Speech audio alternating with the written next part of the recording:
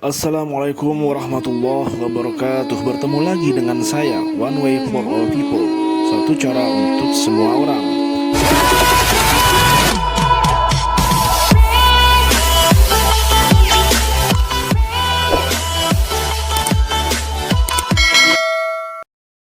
Rasulullah Shallallahu Alaihi Wasallam merupakan seorang pedagang yang ulung. Ia hidup di tengah keluarga pedagang sehingga ikut terlibat dalam perdagangan sejak usia belia. Bahkan di usia 17 tahun, Muhammad telah memimpin sebuah ekspedisi perdagangan ke luar negeri. Kesuksesannya dalam berbisnis pun semakin cemerlang setelah Rasulullah Shallallahu Alaihi Wasallam menikah dengan Ummul Mukminin, Khadijah. Khadijah memilih Muhammad sebagai tangan kanan bisnisnya. Keputusannya pun sangat tepat karena di tangan Rasulullah SAW bisnis Khadijah di negeri Syam semakin besar dan laba semakin meningkat. Ingin berbisnis seperti cara Rasulullah SAW? Tetaplah di channel ini, dan jika Anda suka dengan video ini jangan lupa subscribe and share. Pertama adalah berdagang atas niat karena Allah Subhanahu wa Ta'ala. Harta dan kekayaan bukanlah tujuan utama Rasulullah dalam berdagang. Dasar utama yang diyakininya adalah karena Allah Subhanahu wa Ta'ala. Dalam sebuah hadis dijelaskan, sesungguhnya amal perbuatan tergantung pada niat, dan sesungguhnya setiap orang akan mendapatkan sesuai dengan yang ia niatkan. Barang siapa yang hijrah karena Allah dan Rasulnya, maka ia akan mendapat pahala hijrah menuju Allah dan Rasulnya. Barang siapa yang hijrahnya karena dunia yang ingin diperolehnya atau karena wanita yang ingin dinikahinya, maka ia mendapatkan hal sesuatu dengan apa yang ia niatkan. Itulah dalam sebuah hadis Rasulullah. Selanjutnya, bersikap jujur dan amanah. Rasulullah SAW dikenal sangat jujur ketika berdagang. Ia tidak pernah mengurangi takaran timbangan, mengatakan apa adanya mengenai kondisi barang yang dia jual. Bahkan tidak jarang ia melebihkan timbangan untuk menyenangkan konsumennya. Sikap jujur dalam berdagang disebut juga di dalam ayat Al-Quran. Dan tegakkanlah timbangan itu dengan adil, dan janganlah kamu mengurangi neraca itu.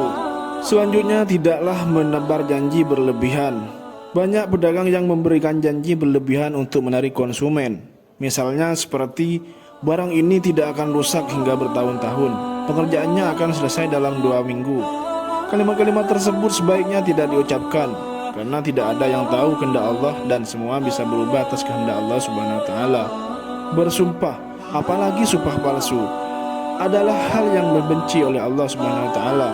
Diriwayatkan dari Abu Hurairah, Rasulullah SAW bersabda, sumpah itu tidak melariskan barang dagangan, akan tetapi menghapus keberkahannya. Hadis.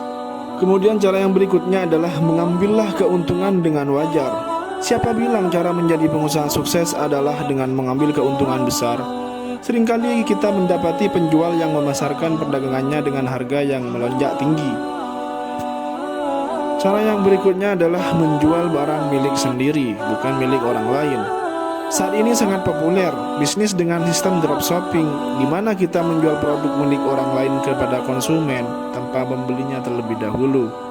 Kita menjual produk bermodalkan gambar, dan jika ada konsumen yang memesan, pemilik barang akan mengirimkannya dengan nama toko dan alamat kita. Rasulullah SAW menyarankan agar tidak menjual barang yang bukan milik kita, karena tidak menutup kemungkinan bisa merugikan pihak lain. Cara yang terakhir adalah tidak menimbun barang. Pembuatan seperti ini hanya memberikan dampak buruk, di mana stok barang habis sehingga mengganggu harga pasar.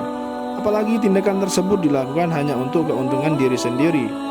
Diriwayatkan dari Ma'mar bin Abdullah bahwa Rasulullah SAW bersabda, tidaklah seorang melakukan penimbunan melainkan dia adalah pendosa. Hadis riwayat Muslim. Itulah 6 cara menjadi pengusaha sukses ala Rasulullah SAW. Coba tetapkan dan buktikan sendiri keberkahan Allah SWT pada usahamu. Selamat mencoba.